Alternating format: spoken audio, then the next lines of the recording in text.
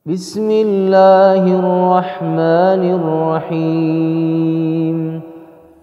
Bismillahirrahmanirrahim. Alhamdulillahirabbil alamin wa bihi nasta'in wa ala umurid dunya waddin wassalatu wassalamu ala asyrafil anbiya'i wal mursalin Muhammadin wa ala alihi wa sahbihi ajma'in. Amma ba'du.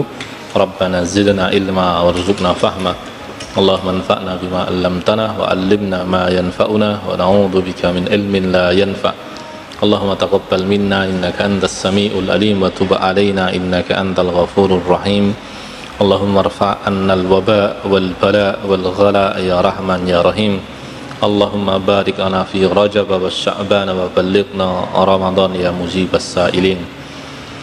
Jamaah sekalian yang dirahmati Allah, alhamdulillah pada maghrib ini kita bisa berkumpul di tempat ini fi baitin min buyutillahi azza wa jalla, di salah satu rumah di antara rumah-rumah Allah subhanahu wa ta'ala, untuk menjalankan sebagian dari ketaatan-ketaatan yang memang selayaknya kita lakukan kepada Tuhan kita Allah subhanahu wa ta'ala, dan juga sebagai bentuk perlakuan kita yang baik terhadap diri kita.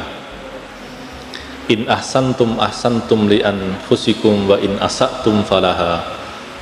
Sungguh kalau kamu itu berbuat baik, kamu sedang berbuat baik untuk dirimu, dan kalau kamu berbuat buruk maka untuk dirimu juga. Setiap kebaikan yang kita lakukan itu terakumulasi pada diri kita. Bahkan andaikan kezaliman itu kita lakukan atas orang lain, maka diri kita ini pun juga mengakumulasikan keburukan tersebut, yang pada akhirnya akan menjadi penderitaan bagi kita yang melakukannya. Maka ketika kita bisa menjalankan ketaatan kepada Allah, itu satu nikmat yang besar yang perlu kita syukuri, yang dengan syukur itu kita berharap bahwa dia berkembang menjadi ketaatan-ketaatan yang lebih besar lagi. Terlebih kita sedang menyiapkan diri kita untuk hari ketika kita perlu panen kebaikan sebanyak-banyaknya. Kita sekarang sudah masuk hari ke-14 bulan Sya'ban. Besok malam nisfu Sya'ban. Kalau ada saudara-saudara kita yang melakukan amalan tertentu yang kita tidak sepakat, tentu itu normal saja, tapi asalnya nisfu Sya'ban itu sesuatu yang ma'ruf, sesuatu yang dikenal di dalam syariat kita. Lalu kemudian 2 pekan kemudian insyaallah kita akan masuk ke bulan Ramadan, meskipun tampaknya karena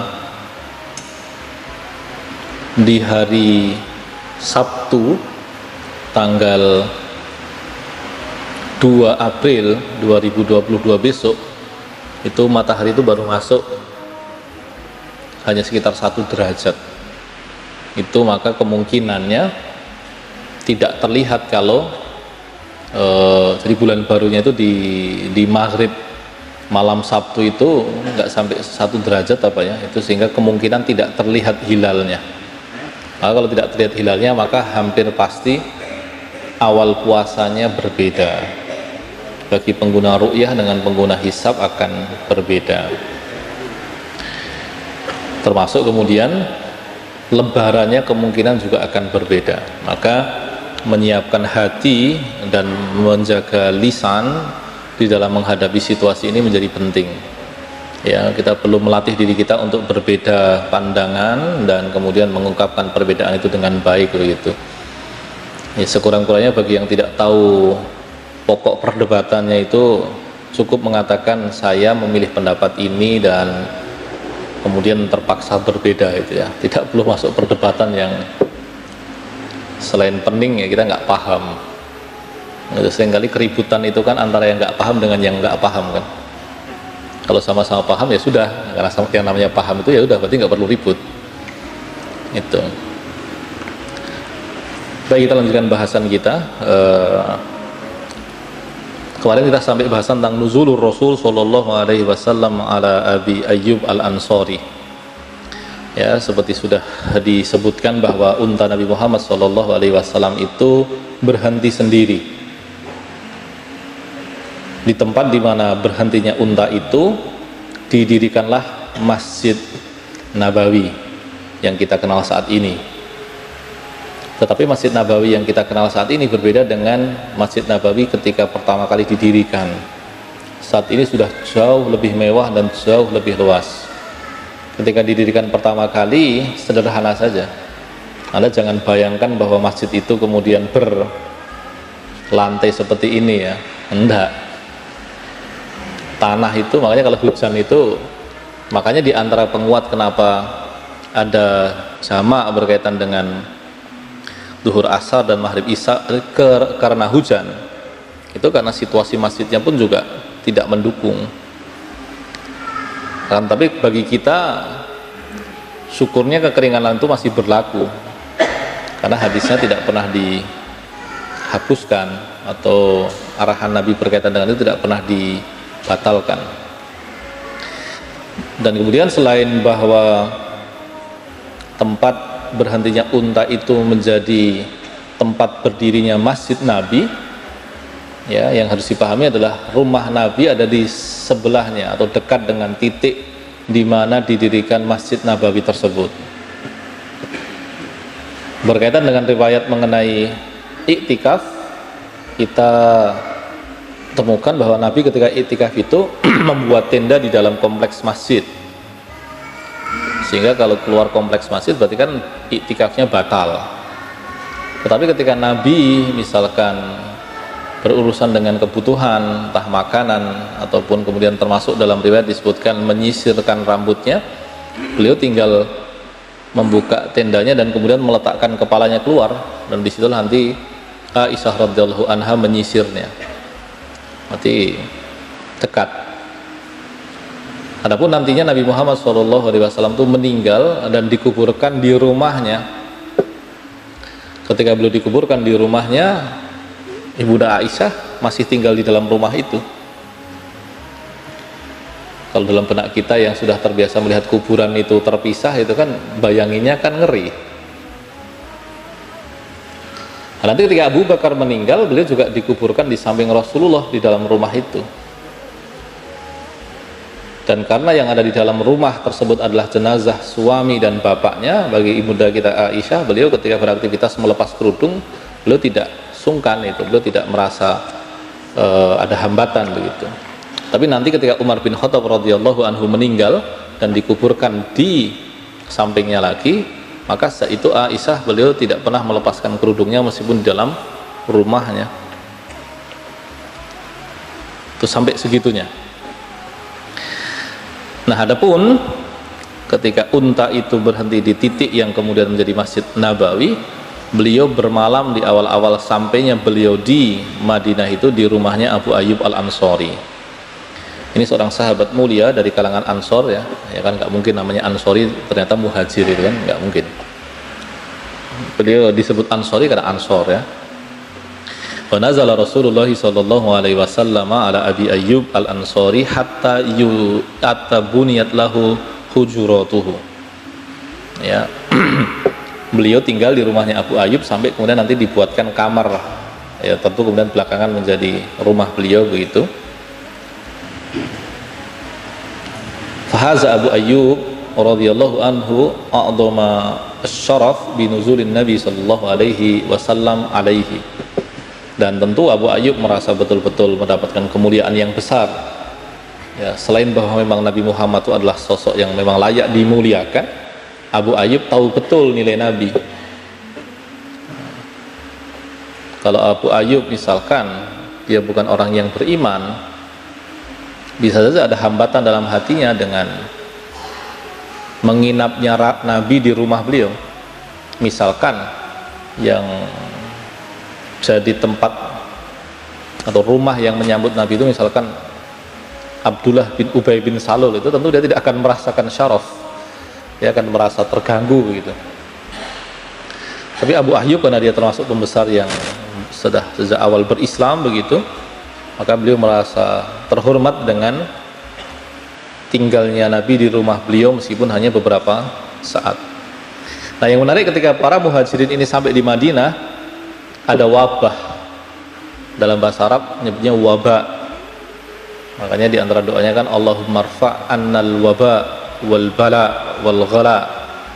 Ya Allah, angkat dari kami wabah, bala dan ghala. Ghala itu mungkin bahasa sekarangnya inflasi, atau bahasa terjemahannya yang lebih sederhana sebetulnya adalah mahalnya harga. Nah, itu Nabi mengajarkan kita doa itu, Allahumma rfa' annal waba wal bala wal ghala. Karena biasanya dia terhubung ya. Ketika ada wabah, kematian meningkat, kebutuhan terhambat, maka harga-harga menjadi mahal. Dan kita melihat di awal-awal pandemi itu masker harganya jadi nggak karuan. Dulu orang nggak peduli pakai masker ya. Lalu kemudian pada berlomba-lomba membeli masker dan harganya jadi nggak karuan. Termasuk alat-alat yang lainnya seperti pengecek suhu, pengecek saturasi atau kadar oksigen di darah, itu nggak karuan harganya. Itu ghala, itu seperti itu. Maka kita mohon kepada Allah. Adapun di Madinah terjadi wabah. Maka natil Madinah al-Munawwarah ma'rufah bil wabah. Ini dikatakan bahwa ancene Madinah ini kondang. Jadi Madinah itu memang terkenal banyak penyakit. Tapi tentu wabah yang dimaksud bukan ya mungkin kalau skalanya di Madinah saja berarti tidak sampai pandemi ya. Mungkin terjemahannya lebih presisi adalah endemi, karena dia di daerah situ-situ saja. Dan sebetulnya bukan penyakit yang berat juga, hanya kemudian serempak itu, rombongan. Fa'asaba ashab Rasulillah sallallahu alaihi wasallam minha bala'un wa maradun wa sarafallahu dzalika an rasulih. Nah, para sahabat itu pada sakit, tapi Nabi enggak. Itu. Falamma ra'a Rasulullah sallallahu alaihi wasallam ma asaba ashabahu minal bala'i wal maradi, ketika Nabi melihat ini doloroy, maka apa yang dilakukan? Da Allahu azza wa jalla ay yarfa'al waba anil madinatin nabawiyyati. Maka kemudian Nabi berdoa, dan untuk waktu yang tidak terlalu panjang akhirnya penyakit yang menimpa para sahabat secara rombongan itu berakhir. Sebagian mengatakan bahwa penyebabnya karena memang suhunya berbeda. Jadi daerah Madinah ini memang lebih panas dibandingkan Makkah, dan itu bagi orang-orang Makkah mengagetkan, sehingga itu berdampak terhadap kondisi tubuh mereka. Bahkan orang selevel Bilal yang asumsinya beliau seorang budak yang fisiknya bagus saja, itu juga sakit. Lalu berkaitan dengan Madinah yang bisa jadi mengagetkan bagi para sahabat tersebut, itu didoakan oleh Rasulullah dengan doa yang berbunyi, Allahumma habib ilainal madinata kahubbina makkata au ashad wasahihha wa barik lana fissaiha wa muddiha. Nah, Nabi mengatakan, ya Allah, jadikanlah Madinah itu sesuatu yang kami cintai. Jadikanlah kami ini mencintai Madinah. Kahubbina makkata, seperti cinta kami kepada Makkah. Au asyad, atau lebih cinta lagi. Wasahihha, dan jadikan dia baik. Sahih itu kata bendanya sihah. Kita kemudian dalam bahasa Indonesia mengadopsinya menjadi kata sehat. Jadi sehat dalam bahasa Arab itu kata benda, di kita jadi kata sifat. Tidak apa-apa. Sahih itu kata sifat. Nah, sahihha, jadikan Madinah ini sehat, baik, beres. Ya tentu maknanya luas, ya kondisinya baik, tidak berpenyakit dan sebagainya. Lalu kemudian beliau mendoakan, menutup doanya dengan kalimat yang berhubungan erat dengan persoalan ekonomi, ya, tetapi dari aspek materialnya maupun spiritualnya. Beliau menggunakan kalimat barik lana fissaiha wa muddiha. berkahi kami pada sok dan mudnya. Mud itu ukuran segelas atau sekaleng susu coklat, agak beda, agak lebih besar sedikit lah. Sebagian mengatakan Rasulullah itu biasa berwudu dengan 1 mud, sak gelas itu. Panjenengan saged mboten wudu ngangge banyu sak gelas. Nabi mengajari kita wudu itu pakai air segelas. Ya, segelas lah cukup, dari 2 gelas. Sedangkan mandi itu sok. Sok itu seukuran toples, bukan toples rengginang gitu ya Pak ya. Toples ini ya bukan toples ya. Kalau kaleng roti yang kotak besar itu, kongguan itu sedikit lebih kecil volumenya. Nah, Nabi diriwayatkan pernah mandi hanya dengan air segitu. Ini berarti dari sini kita paham ya, kalau kita ini wudu mandi ini buang-buang banyu. Karena kita di negeri tropis yang kebetulan airnya melimpah, jadi nggak tahu nilai air. Nah, mud dengan sok ini ukuran yang biasa dipakai oleh orang-orang di Arab, dan tidak hanya di Madinah ya, bahkan di Irak pun menggunakan. Nah, Nabi berdoa agar diberkahi, artinya tentu ini berkaitan dengan perdagangan. Nabi berdoa agar perdagangan orang-orang Madinah itu berkah. Ya bahasanya bukan laris begitu ya, tapi berkah itu. Nah, doa Nabi ini sahih ya, diriwayatkan oleh Imam Ahmad di dalam musnadnya. Nama musnad itu, Bapak Ibu sekalian yang dirahmati Allah, itu adalah jenis penyusunan hadis. Jenis penyusunan hadis dalam sebuah kitab. Disebut musnad itu jika dia sifatnya alfabetis. Alfabetis itu artinya urut jeneng. Misalkan A dulu Abu Bakar, apa saja yang dia hadis yang dari beliau, baik hadis Rasulullah maupun perkataan beliau. Nanti B Bilal apa saja. C nggak ada C dalam bahasa Arab Pak. Ya kan nggak ada C kan? Jim adanya. Abjadiyah itu susunan huruf Arab dulu itu abjadiyah, alif ba jim dal. A, B, C, D.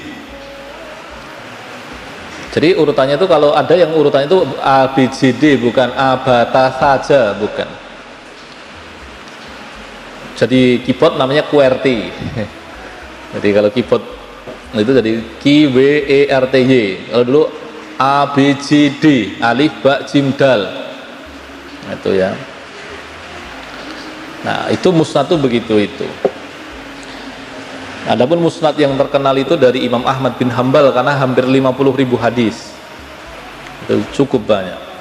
Tentu tidak semuanya sahih dan tidak semuanya dari Nabi. Sebagiannya dari sahabat yang namanya tercantum tersebut. Karena perkataan mereka itu mulia dan berguna. Sahabat itu dalam bahasa ilmu sekarang adalah otoritas pertama dunia Islam pasca Nabi. Jadi kalau kita mau bicara ulama pasca Nabi yang pertama, generasi ulama pertama itu ya sahabat Nabi tersebut. Maka mengutip sahabat, tabi'in dan tabi'ut tabi'in itu tentu maksudnya adalah mengutip ulama-ulama generasi awal. Hanya memang kemudian untuk detailnya tidak semua sahabat itu dianggap ulama. Hanya setidak ulama apapun mereka masih lebih alim dibanding kita. Nah, itu yang perlu kita pahami. Lalu kemudian ada bahasan yang menarik di dalam buku sederhana ini, Qawaidul Mujtama' al-Madani, kaidah atau nilai-nilai yang dibangun di atas masyarakat Madinah. Apa itu? Banan Nabi sallallahu alaihi wasallam mujtama'ahul madani ala salasi qawaid. Hiya, Nabi membangun masyarakat Madinah di atas 3 asas, di atas 3 kaidah atau 3 hal begitu. Yang pertama adalah bina'u masjidihin nabawi, Jadi ketika beliau sampai ke Madinah, tentu beliau tidak mengubah semuanya. Itu orang yang mengubah semua hal yang ada di masyarakat itu tentu tidak bijaksana. Nabi pun juga tidak demikian. Banyak nilai-nilai Madinah itu yang tetap ada meskipun beliau hidup lama di sana. Tentu berkaitan dengan kesyirikan, kekufuran, dan kemunafikan itu ada, tapi tentu itu bukan kesengajaan Nabi untuk membiarkannya, karena memang sunnatullahnya masih tersisa. Bahkan orang Madinah itu awalnya tidak mengenal kemunafikan. Kemunafikan itu tidak ada di masyarakat Mekkah, di Madinah pun tidak ada. Muncul itu ketika mereka menyadari Nabi terlalu kuat untuk dilawan. Mereka menjadi muslim, zahirnya muslim, sholat, zakat, puasa, tapi bencinya kepada Rasulullah luar biasa. Itu kemunafikan orang Madinah itu seperti itu. Di antara nama yang paling terkenal memiliki sifat itu adalah Abdullah bin Ubay bin Salul. Saking kentaranya, anaknya saja nggak tahan lihat munafiknya bapaknya. Kemunafikan bapaknya itu sampai nggak tahan, itu anaknya yang bernama Abdullah bin Ubay bin Salul itu nggak tahan melihat kemunafikan bapaknya, itu sampai minta izin Nabi itu, untuk Nabi tidak mengizinkan. Adapun apa yang dibawa Nabi yang kemudian diterapkan di sana, pertama beliau menjadikan masjid sebagai pusat masyarakat Madinah. Nabi membangun masjid di titik di mana unta beliau berhenti beberapa hari sebelumnya. Kemudian yang kedua apa? Al-mu'akhatu bainal muhajirin wal ansor.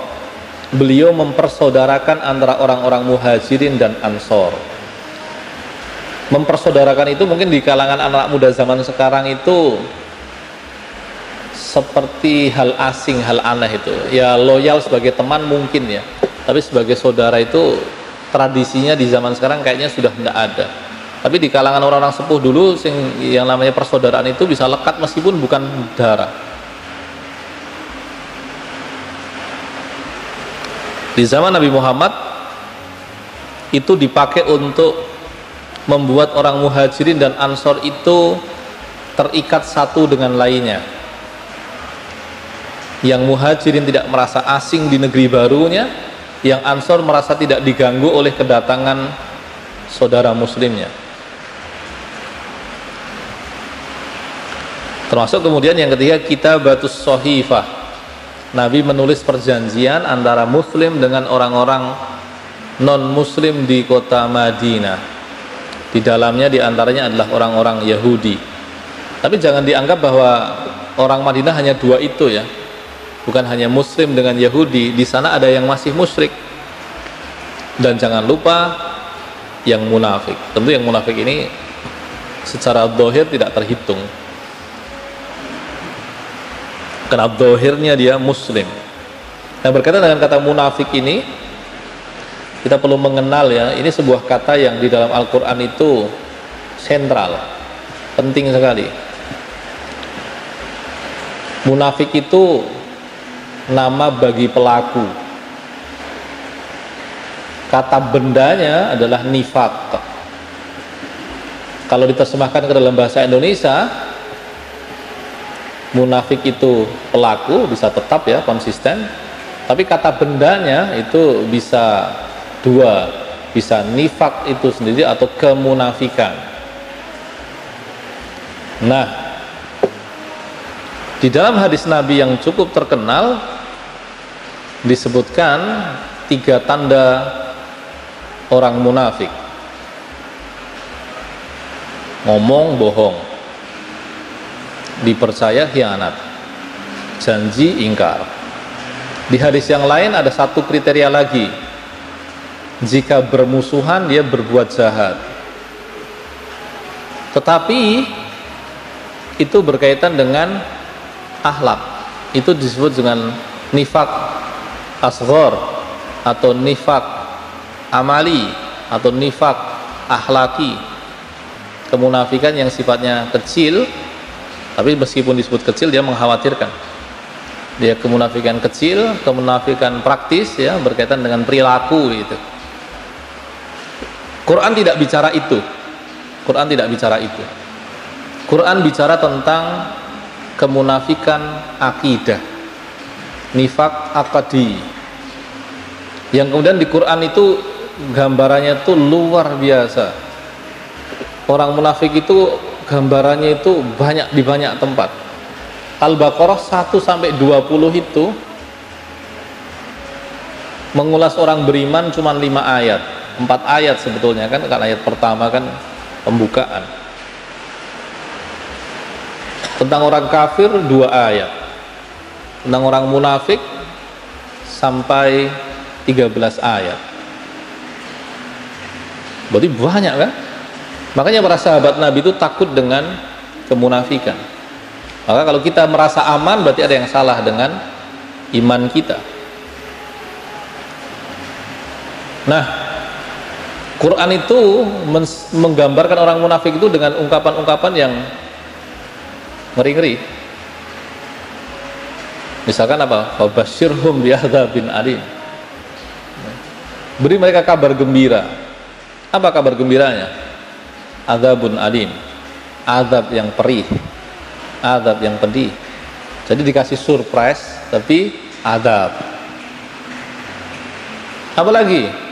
Innal munafikina fi darkil asfali minan nar. Orang munafik itu di neraka lapisan paling bawah. Kalau pada jualan minyak bumi begitu, ngolah minyak bumi paling bawah itu aspal. Mereka ini fi darkil asfal. Kata dark itu dalam bahasa Arab itu artinya tingkatan tapi ke bawah. Sedangkan kalau darajat itu ke atas, darokat itu ke bawah.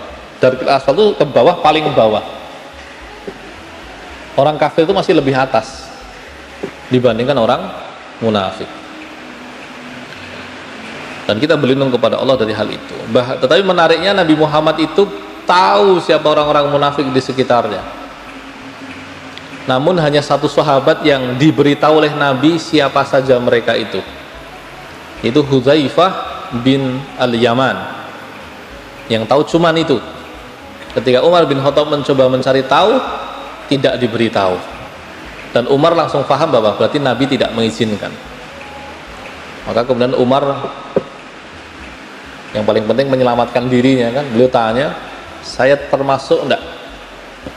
Maka Hudzaifah mengatakan tidak, dan Umar bergembira dengan hal itu. Baik, terus kemudian duhulur Rasul bi Aisyah. Nah, Rasulullah satu rumah dengan Aisyah itu, jadi beliau menikahi Aisyah di Makkah, tapi kemudian baru serumah di Madinah. Ya karena situasinya juga tidak memungkinkan kan.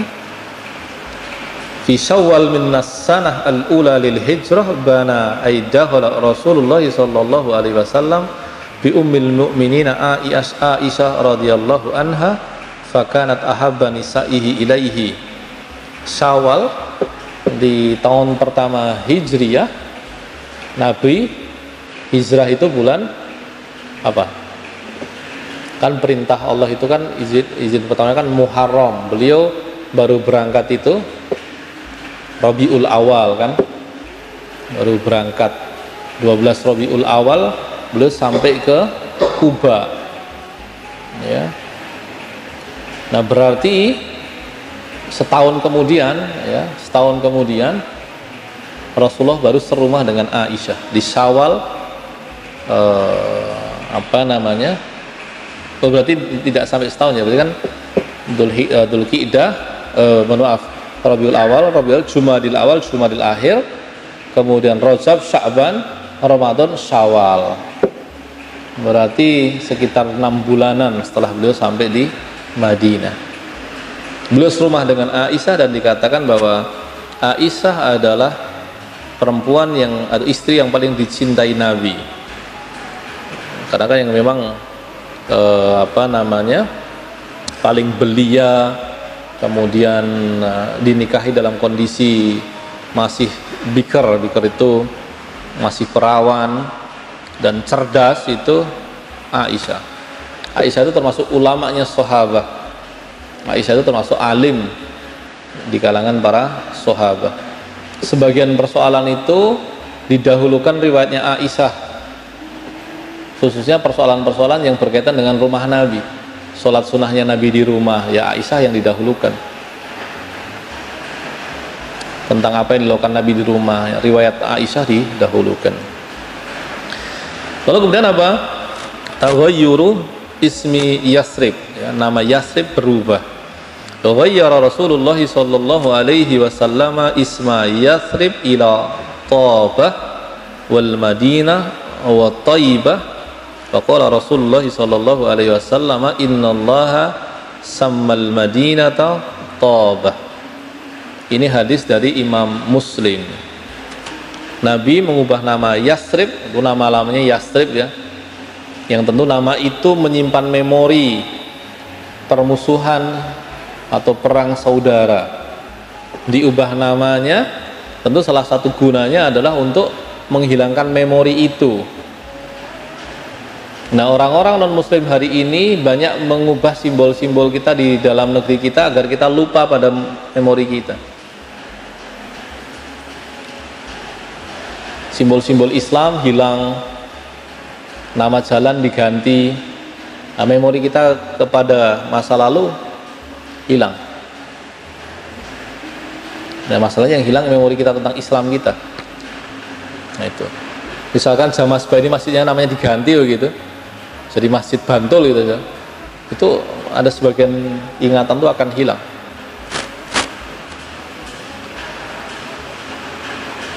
Nggak usah jauh-jauh ya, bahkan ya kalau sekarang kita mau pindah ibu kota gitu, itu kalau nggak hati-hati ingatan tentang pendirian awal negara ini hilang.